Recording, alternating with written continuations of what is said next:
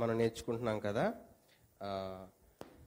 దేవుని దగ్గరకు సమృద్ధి అయిన ప్రవేశం మనం పొందుకోవాలి అని అంటే మనం ఎలా ఉండాలి అని చెప్పి దేవుని మాట చెప్తా ఉందో పేతురు రాసిన 2వ పత్రికలో నుంచి మనం కొన్ని విషయాలు నేర్చుకుంటా ఉన్నాం. ఆ మాటలు మనల్ని దేవుని వద్దకు సమృద్ధి అయిన ప్రవేశాన్ని తీసుకెళ్తాయి అని చెప్పి నేర్పిస్తూ ఉంది. కాబట్టి మనం ఒక్కొక్కటిగా ధ్యానిస్తూ నేర్చుకుంటున్నాం. కాబట్టి అందులో ఆశా నిగ్రహమునందు సహనము అనే మాటని మనం నేర్చుకుంటా ఉన్నాం. ఆశా నిగ్రహమునందు సహనములో సహనము అంటే ఏంటో కొన్ని విషయాలు నేర్చుకోవడానికి పోయిన వారం మనం చూడగలిగాం. ఏంటి అని అంటే సహనం అనేది అందరికీ ఉంటుందా ఉండదా? అందరికీ ఉంటుంది. అది పరిధి లేకుండా కూడా మనం ఉంచుకోగలిగేలాగా మనకి సాధ్యపడేలాగే దేవుడు మనలో పెట్టాడు. కానీ మనం ఏం చెప్తాము అని అంటే నేనంత సహించలేను అనే మాటలు మనం చెప్తా ఉంటాం. నిజానికి మనం కొన్ని సందర్భాల్లో మన సహనం ఇంత సహించగలనా అని మనం చూపించి చేస్తూ ఉంటాం. కానీ మనకు నచ్చని పరిస్థితుల మధ్య నచ్చని వ్యక్తులతో ఆ సహనాన్ని క్లుప్తంగా కొద్ది మాత్రమే చూపిస్తూ ఉంటాం. సహనం మనలో చాలా ఉంటుంది అనేది మొదటి విషయం నేర్చుకోగలిగితే, రెండోది సహించేటప్పుడు మనం ఏ రకంగా కూడా చెడ్డ ఆలోచన చెడ్డ దృక్పథం మనలో ఉంచుకోకూడదు అనేది రెండో మాటగా మనం చూడగలిగాం.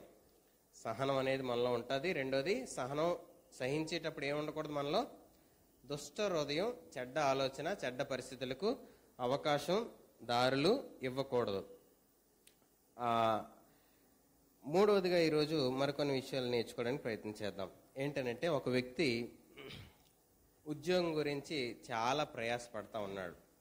ఎంత ప్రయాసపడతా ఉన్నాడు అని అంటే చదువు ముగించిన తర్వాత ఉద్యోగపు వెతకడానికి వెళ్ళి ప్రయత్నం చేసి మొదట్లో కొన్ని ప్రదేశాల్లో చేరిన తర్వాత అక్కడ తను రిజెక్ట్ చేయబడ్డాడు. ఎందుకు రిజెక్ట్ చేయబడ్డాడంటే దానికి తగిన అర్హతలు దానికి తగిన సామర్థ్యాలు తనలో లేకపోవడం వల్ల అక్కడి నుంచి పంపివేయబడ్డాడు. అలా కొన్ని చోట్లకు వెళ్ళిన తర్వాత తిను కొన్ని తిరస్కరించాల్సి వచ్చింది. ఎందుకు తిరస్కరించాడు అంటే తిను దేవుని నీతికి దేవుని క్రమానికి అవి వ్యతిరేకంగా ఉన్నాయి కాబట్టి నేను అవి చేయలేను అని చెప్పి ఇతడు కొన్ని ఉద్యోగాలు తిరస్కరించాడు.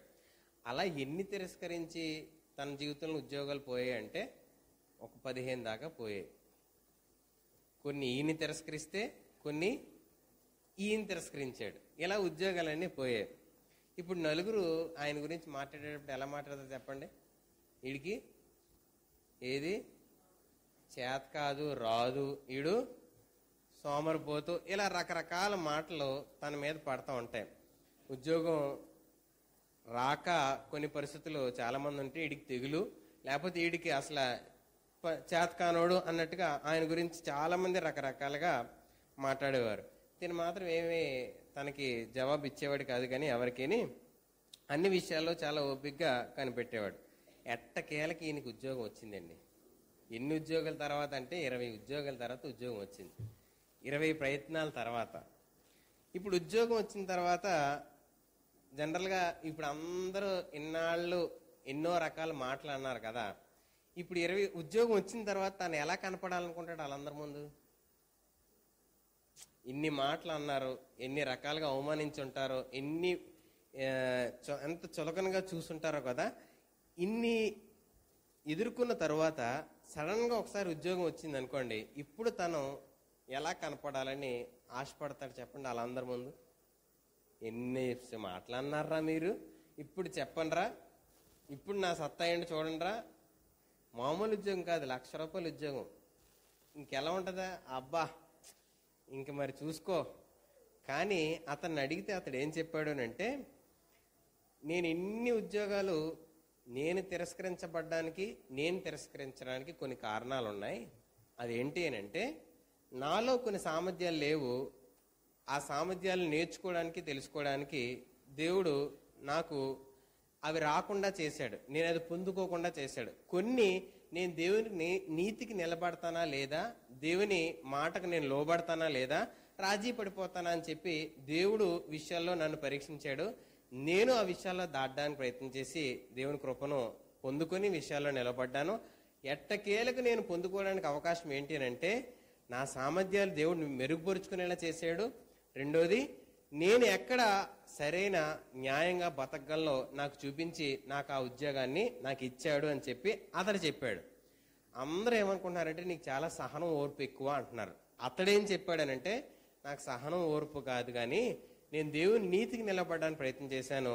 రెండవదిగా నా సామర్థ్యాలు మెరుగుపరచుకోవడానికి ప్రయత్నం చేశానని చెప్తాడు. ఒకసారి నాకు ఈ విషయాల్లో ఈ ఉదాహరణ, ఈ వ్యక్తి యొక్క ఉదాహరణ బట్టి మనం కొన్ని విషయాలు పరీక్షించుకోవడానికి ప్రయత్నించేద్దాం. ఏంటనంటే నీకు ఓటమి ఎదురైతే నువ్వు ఎందుకు ఓడిపోయావని ఆలోచిస్తావా, ఇవన్నీ నాకే వచ్చాయి అని ఆలోచిస్తారా మీరు? ఓటమి ఏదైనా ఎదురైతే మనం ప్రయత్నించిన ప్రయత్నం విఫలమైతే మనం కోరిన నెరవేరకపోతే మనకి అనిపించేది ఏంటంటే అన్నీ నాకే అవుతాయి, నేను చేస్తేనే ఏది అవ్వదు, వాళ్ళందరికీ బాగానే అయిపోతున్నాయి, మా ప్రయత్నాలే అన్నీ విఫలమైపోతాయి అనే ఆలోచన వస్తుంది. కానీ ఇది ఓటమి ఎదురైంది కదా, ఎందుకు ఎదురైంది, నేనేం చేయాలి, నా శక్తి లోపం ఏమైనా ఉందా, నేనేమైనా నాణ్యంగా ఆ నాణ్యతతో నేను ప్రయత్నం చేయలేకపోయినా, సరైన సామర్థ్యాలు కలిగి నేను ప్రయత్నం చేయలేకపోయినా, ఎందుకు నేను విఫలమయ్యాను? కొన్నిసార్లు విఫలం అవ్వడానికి నీతిగా నిలవబడపోతే లంచం ఇస్తే కొన్ని పనులు అయిపోతాయి కదా, కొన్ని దొంగ సర్టిఫికెట్లు ఎడితే కొన్ని పనులు అయిపోతాయి, కొన్ని పనులు చేసేసుకోవచ్చు. అందుకు నేను నిలబడలేకపోయినా అని పరీక్షించుకొని నీతికి నిలబడడానికి ప్రయత్నం చేయాలి. ఓటమి ఎదురైనప్పుడు, మన ప్రయత్నాలు జరగనప్పుడు చాలామంది నిరుత్సాహపడి ప్రాణాలను తీసుకోవడానికి ప్రయత్నం చేస్తూ ఉంటారు.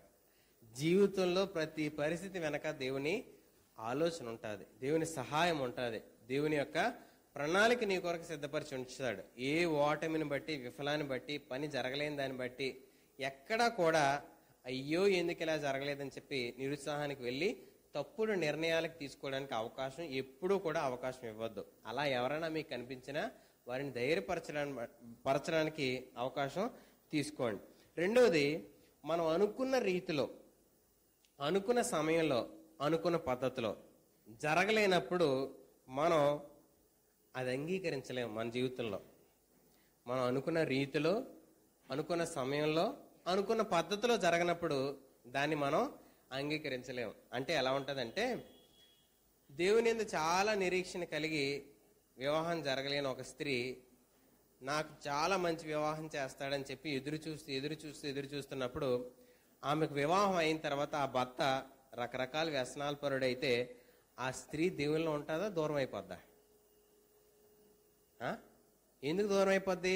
ఎంత భక్తి చేశాను, ఎంతగా దేవుని యందు నమ్మిక ఉంచాను, ఎంతగా దేవునిలో విశ్వాసం ఉంచాను, నాకు ఇదా దేవుడు ఇస్తాడు, నా భక్తికి ఇదా ప్రతిఫలం, నా నీతికి ఇదా ప్రతిఫలం అని తను అనుకున్న రీతిలో, తను అనుకున్న పద్ధతిలో, తను అనుకున్న ఆ సమయంలో అది జరగనప్పుడు దేవుడి మీద ఏహ్యత పుడుతుంది.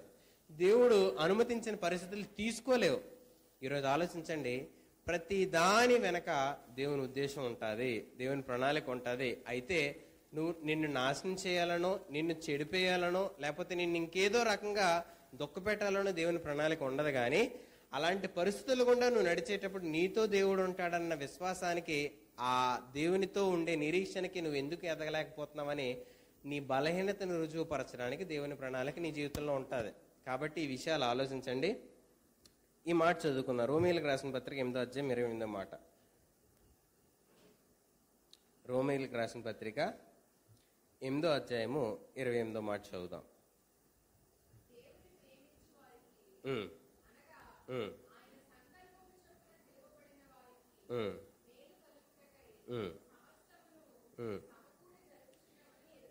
దేవుడు ప్రేమిస్తున్నాడు నిన్ను అని చెప్పడానికి, రెండోది ఆయన నీ పట్ల ఒక సంకల్పం కలిగి ఉన్నాడు అని చెప్తా ఉన్నాడు.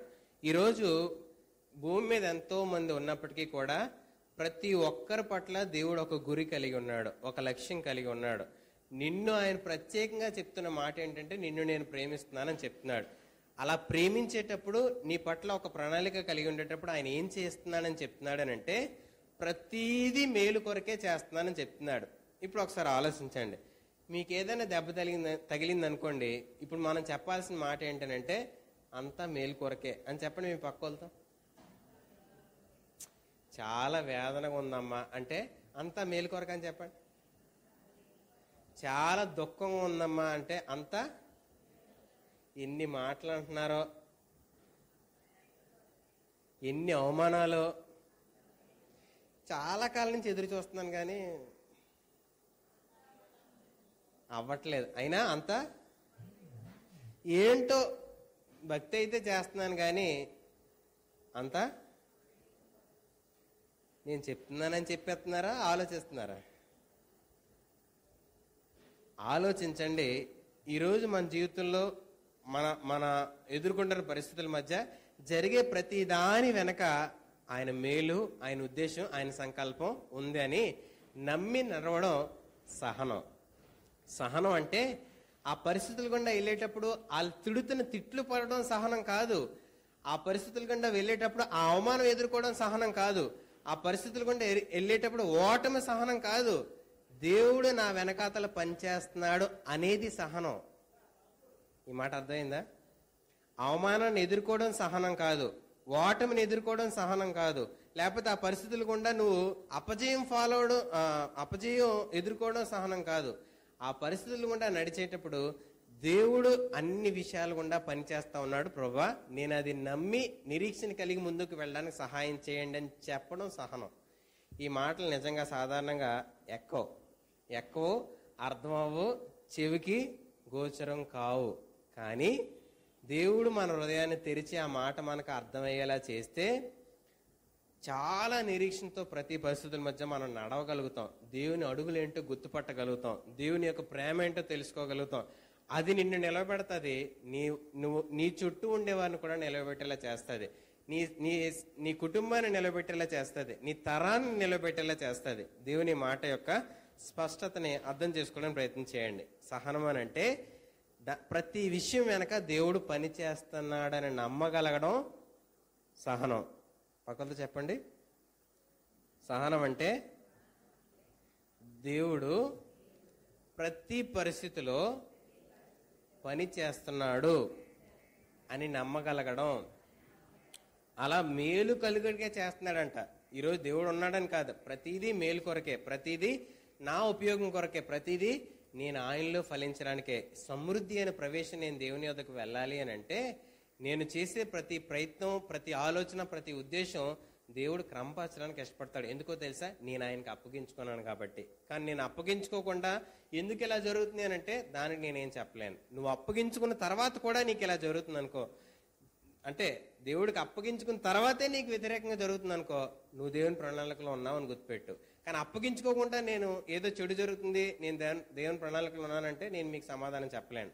నువ్వు దేవునికి అప్పగించుకొని, దేవునికి లోబడి, దేవునికి అన్ని విషయాల్లో నీపై అధికారం ఇచ్చిన తర్వాత కూడా నీకు వ్యతిరేకంగా జరుగుతుంది అని అంటే నీకు శుభవార్త ఏంటంటే నువ్వు దేవుని ప్లాన్లో ఉన్నావు, దేవుని ప్రణాళికలో ఉన్నావు, నీకు అన్ని మేలు కలగడానికి దేవుడు చేస్తున్నాడు అనేది నువ్వు ఖచ్చితంగా నమ్మగలగచ్చు. ఆ విషయాల్లో దేవుని సహాయం నీకు ఎప్పుడూ ఉంటుంది. మరొక విషయాన్ని మనం చూద్దాం. యాకోబు 5వ అధ్యాయము 11వ వచనం చదువుదాం. యాకోబు రాసిన పత్రిక 5వ అధ్యాయము 11వ వచనం. సహించిన వారిని ధన్యులు అనుకొనుచున్నాము గదా, మీరు యోబు యొక్క సహనమును గూర్చి వింటిరి.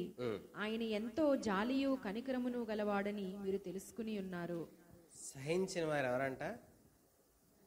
ధన్యులు. మీకు సహనం ఉందంటే మీరు ధన్యులు.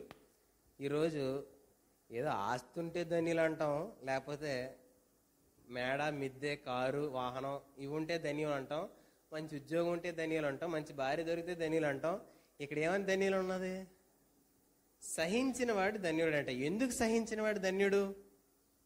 ఎందుకు సహించిన వాడు ధన్యుడు అని అంటే దేవునిలో అతడు ఉంటాడు, మరొకరిని దేవునిలో నడిపించగలడానికి కావలసిన స్థితి కలిగి ఉంటాడు, అందుకు అతడు ధన్యుడు. ఇక్కడ చెప్పబడుతున్న మాట ఏంటంటే మీరు యోబు యొక్క సహనమును గూర్చి వింటిరి. ఆయన ఎంతో, ఇక్కడ ఆయన అనే పదానికి యోబు గురించి కాదు కానీ యోబు జీవితంలో జరిగిన దాని విషయంలో దేవుడు కలుగు చేసుకుని ఆయన జీవితంలో చూపించిన జాలి, కనికరం మీరు తెలుసుకున్నారు కదా అని అడుగుతా ఉన్నాడు. ఈ మాటలో కొంత క్లారిటీ అనేది మనకు మిస్ అవుతుంది. ఈ మాటని రాంగ్గా అర్థం చేసుకుంటాం చాలా వరకు. ఆ ట్రాన్స్లేషన్లో అలా గ్రామటికల్గా అలా రాయబడింది కాబట్టి మనకు ఆ విషయం దేవుడా ఇక్కడ యాకోబు గురించా అనే చిన్న సందిగ్ధం వస్తుంది.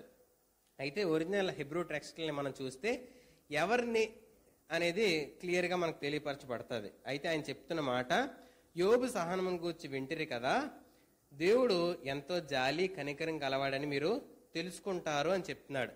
సహించేటప్పుడు మనం అనుకుంటాం ఏంటనంటే మన బలం అనుకుంటాం. సహించిన తర్వాత మనం ఏమనుకుంటామంటే నేను అంత ఓపిక పట్టింది కాబట్టి నాకు ఇది వచ్చింది అని చెప్తారు. నేను ఎంత సహనం కలిగి ఉన్నాను కాబట్టి వారి జీవితంలో ఇలా మార్పు వచ్చింది అని అంటాం. నేను ఎంత ఓపిక కలిగి ఉన్నాను కాబట్టి వాళ్ళు ఇలా మారారు. ఎవరిని బట్టి? నన్ను బట్టి ఇలా కలిగింది. నేను గనక గుట్టు బయట పెట్టుంటేనా నా కుటుంబం అంతా ఇలా రోడ్డుని పడిపోయేది. నేను నోరు మూసుకున్నాను కాబట్టి, నేను కాముకున్నాను కాబట్టి, నేను సహించాను కాబట్టి, నేను తాలుకున్నాను కాబట్టి ఏమైంది? దేవుడిచ్చే ప్రతిఫలం పొందుకోవడానికి నేను సహనం కలిగి ఉన్నానని చెప్తావా? అది సహనం. ఈ సహనం కొత్తగా ఉంది కదా. ఈ సహనం భరించడం అంటే సహనం అనుకుంటున్నాం, లేకపోతే తట్టుకోవడం సహనం అనుకుంటున్నాం, ఓపిక పట్టడం సహనం అనుకుంటున్నాం. కానీ దేవుని మాట ఏం చెప్తుంది అంటే సహించిన వారి ధన్యులగుచున్నా అనుకుంటున్నాం కదా. సహిస్తున్న వారి వెనకాతల దేవుడు ఇవ్వబోతున్న ఫలం కొరకు ఎదురు చూడడం అనేది ఎంతమందికి సహనమైన అర్థం అవుద్ది? అలాంటి సహనం అర్థం అవుద్దా? అంటే దేవుడు నువ్వు కొన్ని పరిస్థితులు గుండా నడిచేటప్పుడు నీ దోషుల్లో వేయడానికి, నీ జీవితంలో పోయడానికి, నీ కుటుంబానికి ఇవ్వడానికి, నీ ద్వారా దేవుడు జరిగించాల్సిన ప్రణాళికను సిద్ధపరచడానికి నేను ఓపిక పడుతున్నాను. ఆ విషయాల్లో నా ఓపిక కాదు, దేవుడు ఓపిక. దేవుడు ఇవ్వాలనుకున్న ఫలం బహుమతి పొందుకోవడానికి నేను సహనం అనేది మనకు అర్థమైతే సహిస్తున్న దానికి ఇప్పుడు మన హృదయంలో గర్వం రాదు. సహిస్తున్న దానికి ఇంకెంతకాలం ఎదురు చూసే పరిస్థితి రాదు. ఎవరైనా ఇప్పుడు మనం ఒక లాటరీ టికెట్ కొన్నాం అనుకుందాం, అలాంటి మనం ఆలోచించాం కానీ కొన్నాం అనుకుందాం. 15వ తారీఖు ఈ నెల, ఇప్పుడు ఎంత తారీఖు? 10వ తారీఖు ఆగస్టు నెల. డిసెంబర్ 15వ తారీఖున అది ఓపెన్ చేస్తారని అంటే ముందే తీసి నేను డబ్బులు ఇచ్చుకున్నాను అంటావా? ఆ రోజు వరకు ఎదురు చూస్తావా? ఆ రోజు వరకు, ఆ పూట వరకు ఎదురు చూస్తాం. వచ్చేటప్పుడు బహుమతి వస్తుంది అనుకుంటావా? నాకు రాదులే ఎదురు చూస్తారా? 100 మంది కొన్నా నీకే వస్తుంది ఏంటి? 1000 మంది కదా కొంటారు, నీకే వస్తుందా? కానీ మన ఎదురు చూపి ఏంటి చెప్పండి? ఎంత ఓపిక పట్టాను నాకు వచ్చిందని అంటే చాలా మంది ఓపిక పట్టారు, వాళ్ళకి వచ్చింది ఏంటి? కానీ మనం ఏం చెప్తాం? ఎంత నిరీక్షించానో, ఇన్ని సంవత్సరాలు కొన్నానో, ఇన్ని సంవత్సరాలు చేశానో, నాకు వచ్చింది. ఆ సహనం అంటారా మీరు? చాలా మంది ఉంటారండి, చాలా మంది ఓపిక పడతారండి. ఏముంది, దేవుడు ఎవరికి ఇవ్వాలనుకుంటే వాళ్ళకి ఇస్తాడండి, మనమే అనేస్తాం.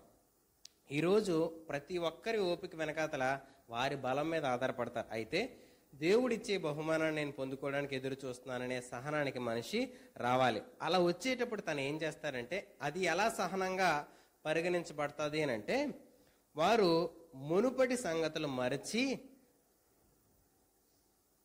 వారి ప్రేమను, దేవుని ప్రేమను పొందుకునేవారుగా నిలబడతారు. అంటే యోబు చాలా విషయాల్లో నీతికి నిలబడిన తర్వాత తన నీతిని దేవుని కంటే గొప్పగా చూపించుకోవడానికి ప్రయత్నం చేశాడు. చేయలేదా? యోబు అంతా చదివితే ఆ గ్రంథం అంతా మనకు అనిపిస్తుంది. అప్పుడు ఒక వ్యక్తుడు వచ్చి మాట్లాడుతూ ఉన్నాడు, ఎలీఫజు. ఏమని? ఇదిగో నువ్వు నీ నీతిని గొప్పగా చూసుకుంటున్నావేమో, దేవుని కంటే నువ్వు గొప్పవాడు అని అంటే తన బుద్ధి తెచ్చుకొని తన విషయాల్లో అయ్యో దేవా నేను పొరపాటు చేశాను, నా క్రియలు నేను గొప్పగా చూపించుకున్నాను, నా నీతిని నేను ఎక్కువగా చేసుకున్నానని చెప్పి ఎప్పుడైతే ఒప్పుకుంటాడో దేవుడు తన ప్రార్థనని మనమని అంగీకరించినట్లుగా ఉంటుంది. మునుపేమో గొప్పలు మాట్లాడిన స్థితి వెంటనే మార్చుకునే స్థితికి దేవుడు ఏం చేశాడనంటే తన స్థితిని మార్చేశాడు. ఇప్పుడు ఈ విషయాన్ని బట్టి మనం మన జీవితాన్ని అన్వయించుకోవాలంటే ఏంటి గ్రహించాలి అని అంటే, ఎవరైనా ఎప్పుడైనా మనకి కీడు, హాని, నష్టం కలిగించిన తర్వాత అయ్యో నన్ను క్షమించు అని అంటే ఆ చేసిన గాయం గుర్తుంటుందా, మర్చిపోతామా? ఎవరైనా మనకు చేసిన గాయం గుర్తుంటుందా, మర్చిపోతామా? గుర్తుంటుందా? ఇప్పుడు వచ్చి క్షమాపణ అడుగుతున్నారు కదా, ఆ క్షమాపణతో వారిని ప్రేమించి వారికి కావాల్సింది ఇవ్వడానికి మనస్ఫూర్తిగా అంగీకరిస్తుందా? మనస్ఫూర్తిగా. ఆ రోజు ఎంత చక్కగా మాట్లాడారా, ఇప్పుడు వచ్చి ఏం తెలియని ఓళ్ళగా దగ్గరకు వచ్చి ఎంత నెమ్మదిగా మాట్లాడుతున్నావు, ఆ రోజు అంత కేకలేసావు, ఆ రోజు అన్ని మాటలు అన్నావు, ఆ రోజు అంతా గొప్పకు పోయావు, ఈరోజు ఏమైంది? ఈ మాటలు మాట్లాడకుండా ఉండగలమా? అది సహనం. మునుపటి సంగతులను మరిచి దేవుడు ఎంత దయగలిగి ఉన్నాడో చూసావా యోబు పక్షాన. అది సహనం అంటే. సహించిన వారిని ధన్యులు అనుకుంటున్నారు కదా మీరు, కానీ దేవుడు యోబు పట్ల చూపించిన సహనం, ఆయనకు వ్యతిరేకంగా ఎన్నో మాటలు మాట్లాడడానికి నోరు తెరచినా దేవుడిచ్చిన దీవెన యోబు పట్ల మునుపటి స్థితి కంటే ఇప్పుడు చాలా గొప్ప స్థితికి వెళ్ళిపోయాడని చెప్పి యోబు గురించి చెప్తున్నారు. దేవుని దయ, దేవుని ప్రేమ మీకు అర్థమైందా అని చెప్పి యాకోబు ఆ వచనాన్ని ఎత్తి చూపిస్తున్నాడు. ఈరోజు సహనం అని అంటే మునుపటి సంగతులను మరిచి దేవుడు చేయగలిగిన ప్రేమతో ఇవ్వగలిగిన బహుమానంగా మనం కూడా ఇవ్వగలగడం సహనం. మునుపటి చేసిన వారు మనకు చేసిన గాయాన్ని, వారు మనకు పెట్టిన దుఃఖాన్ని, వారు మనల్ని హింసించిన స్థితిని మర్చిపోయి నీకు వారికి ఇవ్వగలిగిన బహుమానం ఏదైనా నీ దగ్గర ఉంటే, వారికి చేయగలిగిన సహాయం నీకు ఏదైనా ఉంటే, వారికి చేయగలిగిన ప్రేమ నీ దగ్గర ఉంటే, అలా చేయగలగడం దేవుని యొక్క సహనం నీ దగ్గర ఉందని చెప్పడానికి రుజువు. పిల్లలు సాధారణంగా తల్లిదండ్రులకి ఎలాంటి హాని ఇబ్బంది పెట్టినా తల్లి ప్రేమ మారిపోద్దా? మారిపోదు. పెద్ద అయిన తర్వాత వృద్ధాప్యంలో వారు చూసుకోవాల్సిన పరిస్థితి మధ్య కూడా ఒకప్పుడు ఒక స్టోరీ మంచిగా ఫేమస్ అయింది.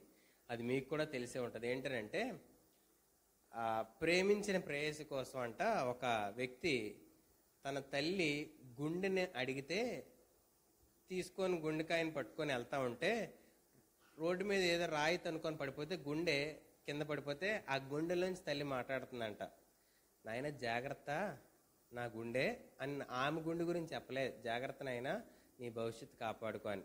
తల్లి గుండె అంట చచ్చిపోయి గుండె బయటికి తీసినా కూడా తన ప్రేమను వ్యక్తపరుస్తుందంట.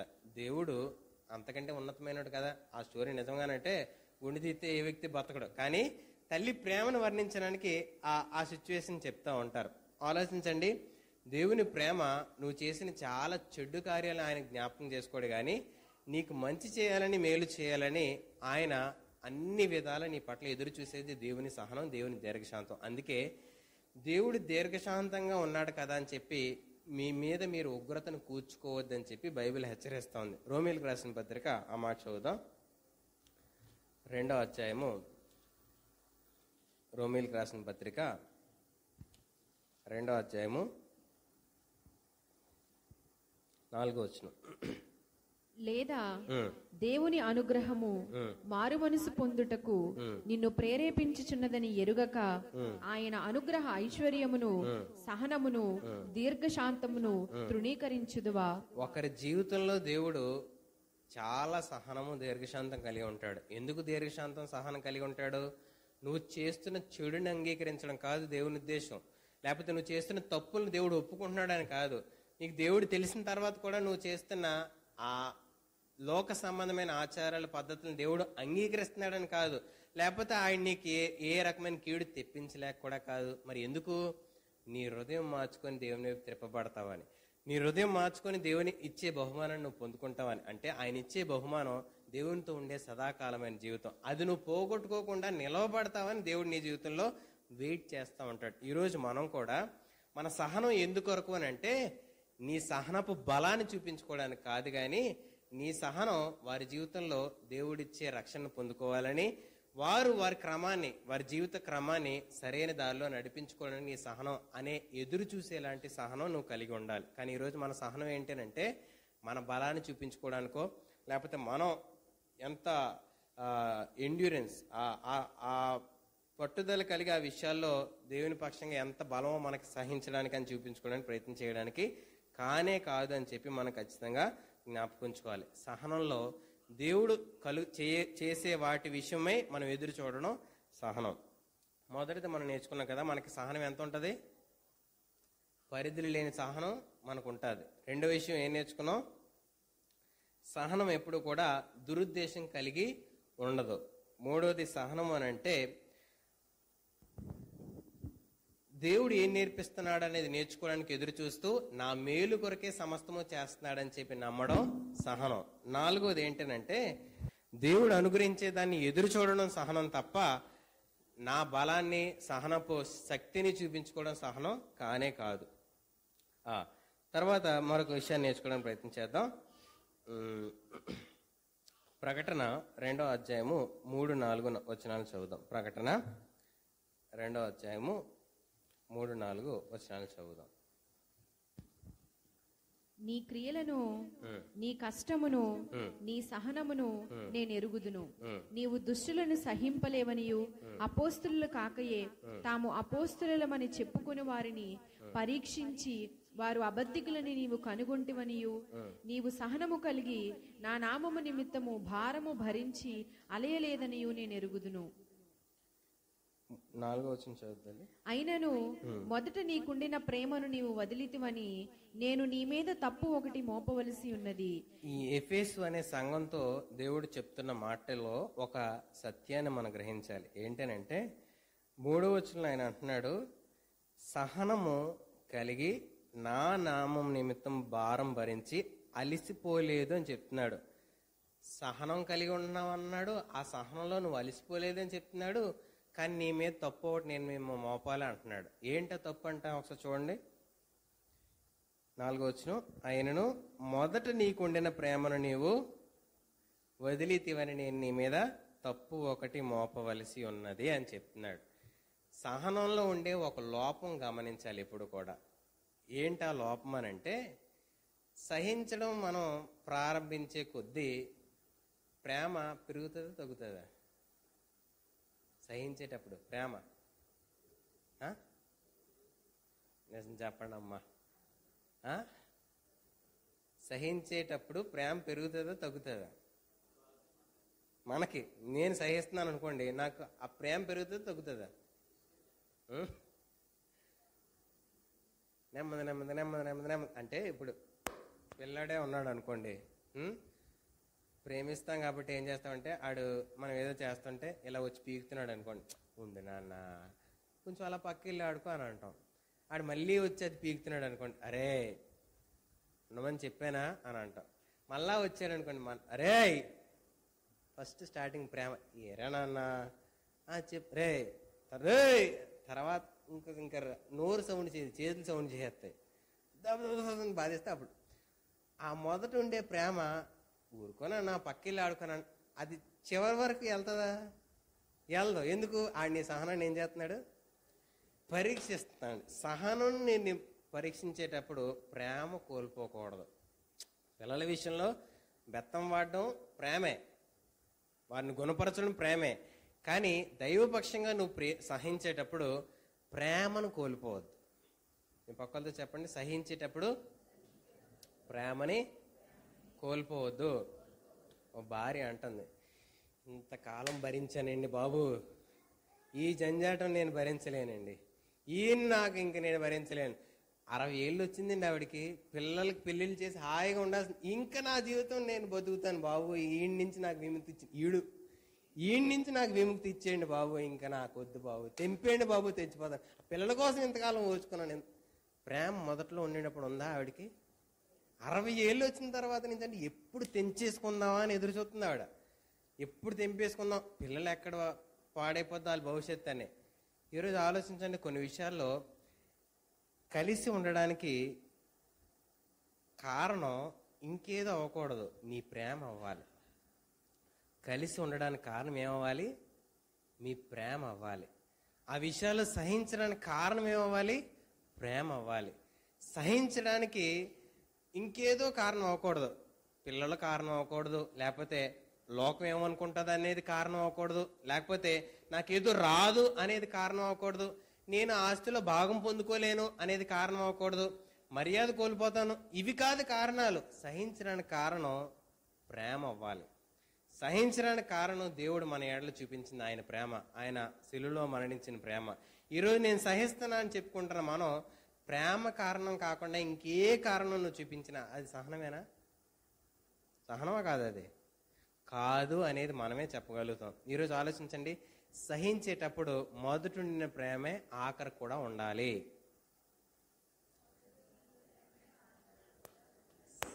అది సహనం, కాంది సహనం కాదు. ఇలాగైతే సహించలేమండి అంటారా? ఇలాగైతే ఎవడు సహిస్తాడండి బాబు? కనీసం కోపానికి కూడా అవకాశం లేకపోతే ఎలాగా? మన ఉక్కు రసాన్ని తీర్చుకోవడానికి అవకాశం లేకపోతే ఎలాగా? అంటే మరి దేవుడు నిన్ను అలా చేస్తే, దేవుడే గనక సహించడం కూడా నేను ప్రేమించను, నీకు నా సహనాన్ని చూపించిన తర్వాత ఒకసారి నిన్ను మొత్తానని దేవుడే కనుక చేస్తే మన పరిస్థితి ఏంటి? నిలబడగలవా? ఎవరు తాళగలరు? ఆయన అంటాడు కీర్తనకారుడు, ప్రభువా నా లోపములు కనుక నువ్వు లెక్క పెట్టి చూడగలిగితే నేను నిలబడగలనా? నా జీవితం నీ ముందు ఉంటుందా అని అడుగుతాడు. ఈరోజు మన జీవితంలో దేవుడు ఆయన అనుగ్రహాన్ని చూపించాడు కాబట్టి, ఆయన ప్రేమను చూపించాడు కాబట్టి మనం ఈరోజు బ్రతుకుతున్నాం. మనం ఈరోజు ఆ నెమ్మదిని అనుభవిస్తున్నాం. కాబట్టి ఈరోజు మనం దేవుని ప్రేమ సహనాన్ని బట్టి, అంటే ప్రేమను బట్టి మన సహనం ఉండాలి తప్ప మరి ఇంకేదో కారణం అవ్వకూడదు. అర్థమవుతుంది కదా? మన సహనం ఎలా ఉండాలి? ప్రేమతో ముడిపడి ఉండాలి. మరి ఇంకే రకంగా కూడా కారణం అవకాశం అవ్వకూడదు. అలాగే ఫిలిప్పీలకు రాసిన పత్రిక 4వ అధ్యాయము 5వ వచనం చదువుదాం. ఫిలిప్పీలకు రాసిన పత్రిక 4వ అధ్యాయము 5వ వచనం. మీ సహనమును సకల జనులకు తెలియబడనీయుడి, ప్రభువు సమీపముగా ఉన్నాడు. ఒకసారి అక్కడ ఆగుదాం. సరిపోతుందమ్మా. మీ సహనం ఏం చేయాలంట? సకల జనులకు తెలియజేయడే అన్న మాట ఒక ఆవిడికి ఎలాగ అర్థమైంది అని అంటే, వాళ్ళ ఆయన వచ్చి ఆవిడ్ని ఫుల్లుగా తాగేసి వచ్చి చిత్తకొడేస్తాడంటండి. చిత్తకొడేస్తే ఇక్కడ ఈ మాట చదివిందంట ఒకసారి. ఏమని? నీ సహనం సకల జనులకి తెలియబడినీయడేనంటే ఈవిడ ఏం చేసిందనంట, పంచాయతీ మీటింగ్ ఊర్లో ఉంది, బాకాలు వేస్తారు, అందరికీ వినపడుతుంది అని అంటే అక్కడికి వెళ్ళి, మా ఆయన ఈ రోజు నన్ను కొట్టాడు, నేను పల్లెత్తు ఒక్క మాట కూడా మాట్లాడలేదు, నేను బైబిల్ నెరవేరుతున్నానని చెప్పి ఊరంతటికి వినబడేలా చెప్పిందంట. ఇదేనా మీ సహనం సకల జనులకు తెలియబడినీయడంటే? ఇది కాదా?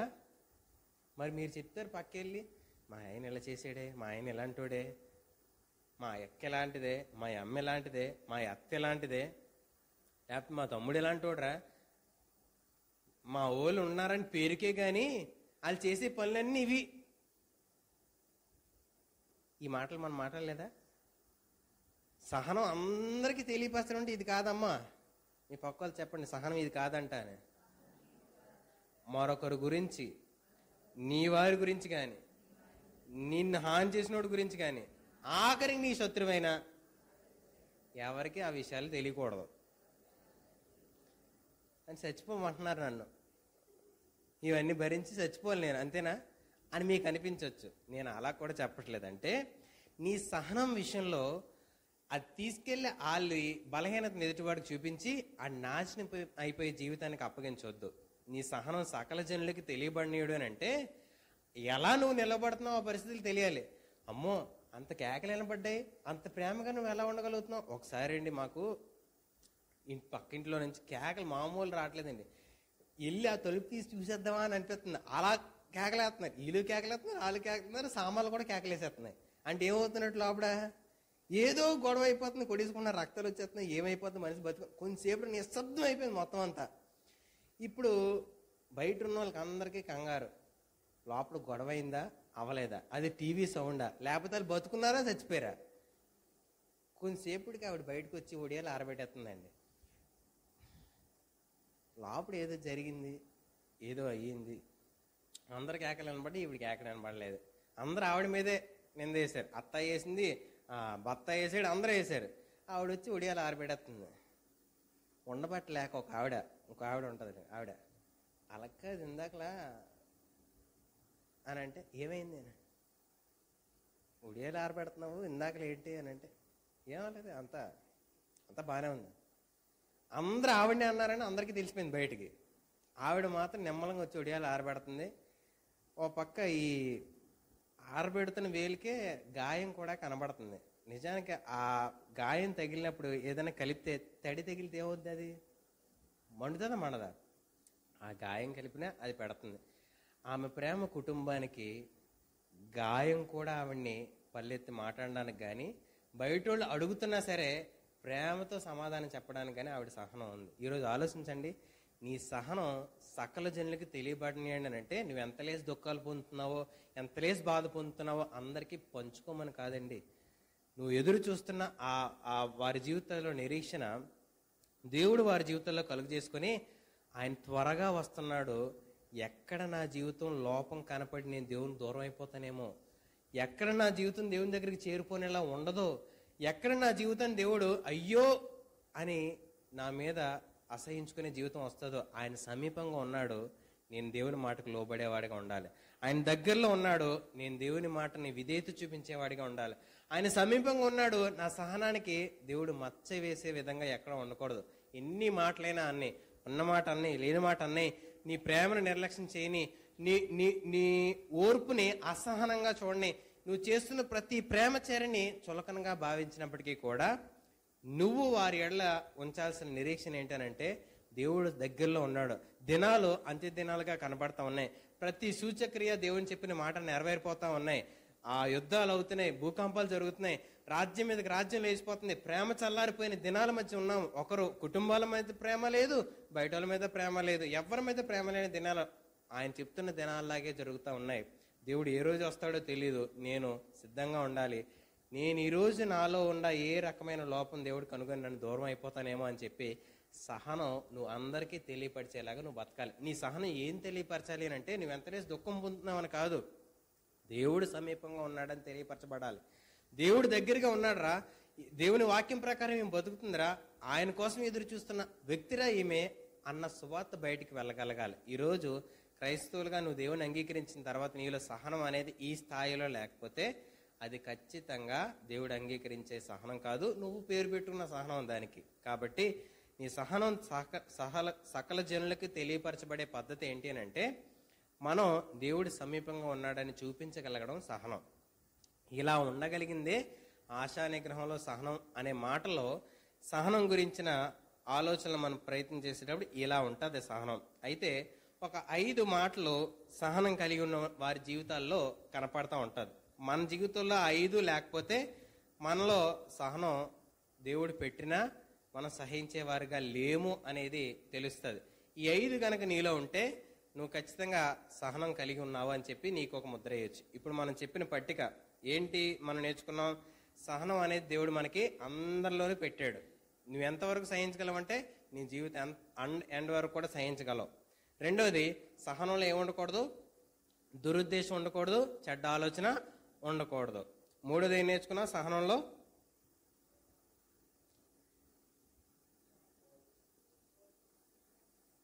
సహనంలో దేవుడు మేలు కలుగుటకే సమస్తము చేస్తాడు అనేది నా లక్ష్యమై ఉండాలి, అందుకు నేను సహిస్తాను. నాలుగోది, సహనం వెనకాతల దేవుడు బహుమానాన్ని నాకు సిద్ధపరిచాడు. దేవుడు తన దయను బట్టే నేను సహించగలుగుతున్నాను.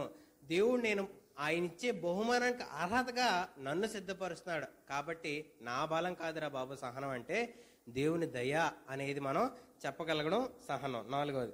ఐదోది ఏంటనంటే నా సహనంలో ప్రేమ అనేది ముఖ్య కారణమై ఉండాలి. మరి ఇంకేది కారణమైనా అది సహనం కానే కాదు. ఆరోది, సహనం ప్రజలందరికీ తెలియపరచబడాలి, దేవుడు సమీపంగా ఉన్నాడు అనేది తెలియపరచబడాలి. ఈ 6 మన జీవితంలో జరిగితేనే అది నిజమైన సహనం. అయితే ఆ సహనం కలిగి ఉన్న వారి జీవితాల్లో ఎలా ఉంటాయి అని అంటే ఈ 5 పనులు జరుగుతాయి. మొదటిది ఏంటనంటే ఐక్యత.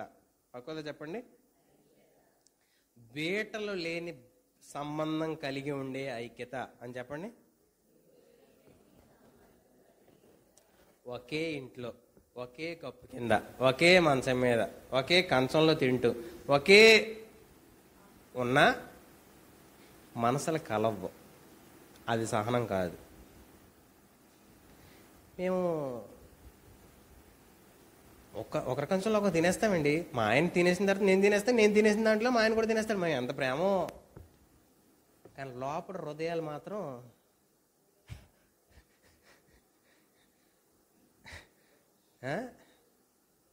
ఏం చేస్తుంది? కలుపుతుందా, విడగొడుతుందా? అది ఐక్యత కాదు. జనాలకి ఇద్దరు ఒకే బండి మీద వెళ్తూ హత్తుకొని కూర్చుంటారు ఒకరినొకరు. ఎంత ప్రేమో ఈవిడికి అలా అయినా అంటే, అలా ఆయనకి ఎంత ప్రేమో. అది సహనం. సహనంలో ఐక్యత ఉంటుంది, వారి ఇరువురి మనసు కలుస్తుంది. కొన్నిసార్లు భర్త తన పనిపాట్లను బట్టి చాలా చిరాగ్గా ఉన్న స్త్రీగా నీ బాధ ఆయనకి చెప్పేసుకుని ఆయన వినలేదని, ఆయన అర్థం చేసుకోడని చిరాకు పడ్డం కంటే ఆయన బాధ నువ్వు అర్థం చేసుకో. ఆమె ఏదో తిరస్కరించిందని, ఆమె ఏదో వినలేదని నువ్వు ఆమెను దూరం పెట్టక నీ ప్రేమ ఆవిడికి ఇవ్వడం సహనం. ఐక్యత అంటే వారి మనసు కలవడం అని అంటే వారి పరిస్థితిని మనం అర్థం చేసుకోవడం, మీ పరిస్థితిని వారు అర్థం చేసుకునేలాగా మనం మసులుకోవడం, మనం ప్రవర్తించడం సహనం. సహనం ఐక్యతకు దారితీస్తుంది. ఈరోజు ఐక్యత కోల్పోతున్నాము అని అంటే మనం ఏదో సహించలేకపోతున్నాం, ఇంకా మనం ఏదో అవతల దగ్గర నుంచి ఎదురు చూస్తున్నాం అనమాట. నువ్వు సహించడం మానేసి ఏం చేస్తున్నట్టు అవతల దగ్గర నుంచి ఇలా ఉండాలాడు, ఇలా చేయాలాడు, ఇలా ఇలా ఇలా చేయట్లేదు, సాకులన్నీ వెతకొద్దు. నువ్వు సహించగలిగిన సహనాన్ని బట్టి వారు నిన్ను ప్రేమించగలిగే స్థాయికి నీ సహనం ఉండగలగాలి. అప్పుడేమవుతుంది? ఐక్యత వస్తుంది. రెండోది ఏంటనంటే జ్ఞానం వస్తుంది. సహనం ఉంటే ఏమొస్తుంది? పక్కలతో చెప్పండి. సహనం ఉన్నవారికి మొదట ఐక్యత ఉంటుంది. ఆ ఐక్యత ఇంట్లో కూడా ఉండదు, బయట కూడా ఉండదు, తెలిసినోడని ఉండదు, తెలియనోడని ఉండదు, అందరితో ఉంటుంది ఆ ఐక్యత ఆ వ్యక్తికి. ఎందుకు? ఆ వ్యక్తి అన్నీ సహించగలుగుతాడు కాబట్టి. రెండోది జ్ఞానం ఉంటుంది. సహించగలిగిన వాడికి ఏముంటుంది? చాలా మంది ఓపిక పట్టలేరండి ఎదుటోడు మాట్లాడినప్పుడు. వీళ్ళు చెప్పేయాలి, ముందు వీళ్ళు మాట్లాడేయాలి, వీళ్ళు బాధ ఏదో వీళ్ళు పనిచేసుకోవాలి. అవతలోడు చెప్తున్నంత సేపు ఓపిక పట్టి వినడానికి కానీ, లేకపోతే వీళ్ళు కాసేపు ఆగుదామని కానీ అసలు ఏ మాత్రం ఓపిక ఉండదు. ఈ ఓపిక వీళ్ళకి ఉండదు. కానీ వీళ్ళ మాట, వీళ్ళ బాధ, వీళ్ళ దుఃఖం అన్నీ వినేయాలి, వీళ్ళకి నచ్చినట్టు చేసేయాలి, వీళ్ళ మాట మాత్రం జరిగిపోవాలి. ఆలోచించండి, ఒకరు మీకు చెయ్యాలని మీరు ఆశించినట్లే మీరు వారికి చెయ్యండి అని చెప్పి బైబిల్ చెప్తే మనం ఏమనుకుంటాం? ఆడు నాకు చేస్తే చేస్తాం, నా ఇంటికి ఆడిల్లు ఎంత దూరం, ఆడింటికి నా ఇల్లు కూడా, నా ఫోన్ నెంబర్ ఆడి దగ్గర లేదేటి, నేను ఆడికి తెలియదేటి, ఆడు చేయకూడదేటి. నీకు దేవుడు తెలియదు. నీకు దేవుడు తెలిస్తే ఇవన్నీ బాగానే ఉంటాయి. ఆడికి దేవుడు తెలియదు కాబట్టి ఆడు అలా చేసాడు. నీకు దేవుడు తెలుసు కాబట్టి నువ్వేం చేయాలి? నువ్వు ఆ అడుగు ముందుకు వెయ్యాలి. జ్ఞానం నీ దగ్గర ఉంటుంది. సహనం ఉంటే ఏమొస్తుంది? వాళ్ళు చక్కగా వినగలుగుతారు, చక్కగా నేర్చుకోగలుగుతారు ప్రతి పరిస్థితిలో. ఒక్కొక్క వ్యక్తి దగ్గర ఒక్కొక్క పాఠం ఉంటుందండి. మనం జాగ్రత్తగా గమనిస్తే ప్రతి ఒక్కరు ఒక పాఠం నేర్పిస్తారు. కానీ మనం నేర్చుకోవడానికి ఇష్టపడం, మన పాఠాన్ని ఆడికి నేర్పించేద్దామని ఇష్టపడతాం. ఖచ్చితంగా జ్ఞానం సహనం ఉంటే మనకేమొస్తుంది? జ్ఞానం వస్తుంది. కొంతమందికి ఎంత అయినా సరే ఆ జ్ఞానాన్ని పొందుకోవడానికి ఇష్టపడరండి. వాళ్ళు బాని వాళ్ళదే, ఆడే మూర్ఖుడు అంటాడు అనమాట. ఆడు నేర్చుకోవడానికి కానీ గ్రహించడానికి కానీ అస్సలు ఇష్టపడరు. సహనం ఉంటే ఏముంటుంది? మొదటిదా ఐక్యత వస్తుంది. రెండోది జ్ఞానం పొందుకుంటారు. మూడోది ఏంటనంటే జీవితం జీవిస్తారు. మీ పక్కలతో చెప్పండి, జీవితం జీవించిన వేటి మేమందరం బతుకుతున్నాం కదంటే బతుకుతున్నాం. మీకు అర్థమేమిటది మాట యొక్క అర్థం ఏంటో? జీవితం జీవించినట్టు కొంతమంది బతకరండి. వాళ్ళంతా జీవితం అంతా కూడా ఎలాంటి బతుకుతారంటే అసలు అలా నడిచిపోతుందండి, అలా కొట్టిపోతున్నాం అంతే. ఆ సముద్రంలో పడవ కొట్టిపోయినట్టు కొన్ని గమ్యానికి వెళ్తూ ఉంటాయి, కొన్ని ఇక్కడి నుంచి అక్కడికి వ్యాపారం చేస్తూ ఉంటాయి, ఇక్కడి నుంచి అక్కడికి వస్తువులను సమకూరుస్తూ ఉంటాయి. ఈ ప్రదేశం నుంచి ఆ ప్రదేశానికి కొన్ని విలువైన పట్టుకెళ్తాడు, కొన్ని నీటి మీదే అలా అలయాడి వెళ్తూ ఉంటాయి. ఈ రెండింటికి తేడా ఉందా లేదా? నీటి మీద పడవ నడిచేటప్పుడు ఒక ప్రాంతం నుంచి ఒక ప్రాంతానికి వెళ్ళాలి. నీటి మీద పడవ తిరుగుతుంది అని అంటే అది కూడా అన్నిటిలాగే తిరుగుతుంది అని అంటే దాని పని అది నిర్వర్తిస్తుందా లేదా? లేదు. నీ పని నువ్వు నిర్వర్తిస్తున్నావా లేదా? జీవితం జీవించడం అని అంటే నీ జీవితం దేని కొరకు ఉందో ఆ విషయాలన్నీ నువ్వు నెరవేర్చగలగాలి. అలాంటి వారు ఎలా బతుకుతారు తెలుసా? నాణ్యమైన జీవితం బతుకుతారు, రాజీ పడిన జీవితం బతుకుతారు, దిగజారని జీవితం బతుకుతారు.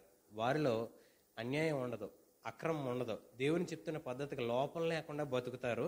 ఏ పని చేసినా నాణ్యంగా చేస్తారు. శత్రువుకైనా అలాగే చేస్తారు, మిత్రుకైనా అలాగే చేస్తారు. వారి ప్రేమలో లోపము అనేది లేకుండా నాణ్యమైన జీవితం జీవిస్తారు. దొంగ బ్రతుకు వారి జీవితంలో ఉండదు. జీవితం జీవించడం అంటే అది. ఈరోజు ఒకరు వస్తున్నారనంటే ఆగాగా వాడు వచ్చేస్తుంట, మాట్లాపు, ఆవిడ వచ్చేస్తున్నా, ఇలాంటి సైకిలు ఇలాంటి మాటలు చెప్తున్నామనంటే ఆ వ్యక్తులు వస్తే నువ్వుగా బతకవు, ఒక వేషం వేసుకుంటావు, ప్రేమ కలిగిన వేషం కదా. అలాంటి వేషాలు బతుకు ఉండకూడదు. సహనం కలిగినవాడు నాణ్యమైన జీవితం జీవిస్తాడు. 4వది ఏంటనంటే మార్పు అనేది వారిలో వస్తుంది. ఒకటి నాలో వస్తుంది, ఇతరుల్లో కూడా ఆ మార్పు వస్తుంది. సహనం కలిగిన వారి వలన వారిలో మార్పు వస్తుంది, ఎదుటి వారిలో మార్పు వస్తుంది. సహనం కలిగి ఉండేటప్పుడు చాలా విషయాలు మనం ఏమంటామంటే ఎంత సహనం కలగకుండా వాళ్ళు మారట్లేదు అంటాం. ముందు మనం మారితే మనల్ని బట్టి ఎదుటి వారు మారుతారు. సహనం కలిగే వారిలో మార్పు అనేది ఉంటుంది. మొదటిది ఐక్యత, రెండోది జ్ఞానము, మూడోది జీవితము, 4వది మార్పు. ఆఖరిగా మాదిరి అనేది నువ్వు ఉంచి వెళ్ళిపోతావు. ఎలా బతకాలో నిన్ను చూసి నేర్చుకుంటారు. పలానా ఉండేదిరా మా వదిన ఆ ప్రదేశంలో, ఏం బతుకురా బాబు. మా అన్నయ్య ఉండేవాడురా, ఎలాంటి బతుకు బతికాడురా. బతికితే అలా బతకాలరా, నాణ్యంగా, యథార్థంగా, సత్యంగా బతకాలి. జీవితం మనం బతుకుతున్నాం, ఎందుకు బతుకుతున్నామో తెలియదు అన్నట్టుగా మన జీవితం ఉందిరా అని నీ గురించి ఒకరు చెప్తారు, నీ గురించి ఒకరు సాక్ష్యం పలుకుతారు. సహనం కలిగిన వారి జీవితం అందరికీ మాదిరి. అందుకే సహించిన వారు ఆయనను చూసి మీరు బతకండి. మీరు ఎదుర్కొనే పరిస్థితుల మధ్య ఆయన సహనం ఏంటో మీరు తెలుసుకోండి అని చెప్పి బైబిల్ పదే పదే హెచ్చరిస్తూ ఉంటుంది. ఈరోజు మన జీవితంలో సహనం ఉంది అని అంటే ఈ 5 పనులు ఉండాలి. సహనం ఎలా ఉండాలో ముందు విషయాలు నేర్చుకున్నాం. ఉండిన వారి జీవితాలు ఎలా ఉంటాయో కూడా ఈ 5 విషయాలు మనం చూడగలిగాం. ఈరోజు సహించడానికి అవకాశం నువ్వు ఇవ్వలేకపోతున్నాను, నేను ఎందుకో సహించలేకపోతున్నానండి, సహనం నా వల్ల కావట్లేదేనంటే ఓర్పు సహనం లేకుండా ఈ భూమి మీద ఏది జరగదు. అవునా కాదా? వచ్చిన సహనం కలిగినదే ప్రతిదీ నెరవేరుతూ ఉంటుంది. ఏ పనైనా సహనంతోనే ముడిపడి ఉంటుంది. నా వల్ల కావట్లేదు అని అంటే నీకెవరో మంత్ర విద్య చేసి నేర్పించరది, లేకపోతే మరి ఇంకేదో పద్ధతిలో నువ్వు అది నేర్చుకోవడానికి కాదు. నీకు నువ్వు అర్థం చేసుకోవాలి, ఏది చేయటం వల్ల నాకు క్షేమము, ఏది చేయటం వల్ల నా ఆత్మకు క్షేమము, ఏది చేయటం వల్ల నా కుటుంబానికి క్షేమము, ఏది చేయటం వల్ల నా సమాజానికి క్షేమము అనేది నువ్వు ఆలోచించుకోకపోతే, నువ్వు అప్పగించుకోకపోతే దేవునికి, నీ జీవితం నీ చేతుల ద్వారా నువ్వే నాశనం చేసుకుంటున్నావు. ఆయన అనుగ్రహ ఐశ్వర్యమును, ఆయన సహనమును నువ్వు నిర్లక్ష్యం చేయక, నీ మీద నువ్వే ఉగ్రత సమకూర్చుకోక, ఈరోజు దేవుని మాటను బట్టి సహనము కలిగి ఉండడానికి, అది బైబిల్ చెప్తున్న సహనానికి నువ్వు అప్పగించుకోవడానికి ప్రయత్నం చేస్తే ఈ 5 నీ జీవితంలో ఉంటాయి. ఐక్యత ఉంటుంది, జ్ఞానం ఉంటుంది, జీవితం నువ్వు జీవించగలుగుతావు, చేంజ్ అనేది నీలో వస్తుంది. ఆఖరిగా మాదిరికరమైన జీవితం నువ్వు కలిగి ఉంటావు. అలా దేవుని పక్షంగా మనం నిలబడడానికి మనం దేవుని సహాయాన్ని అడుగుదాం. ప్రార్థన చేసుకుందాం.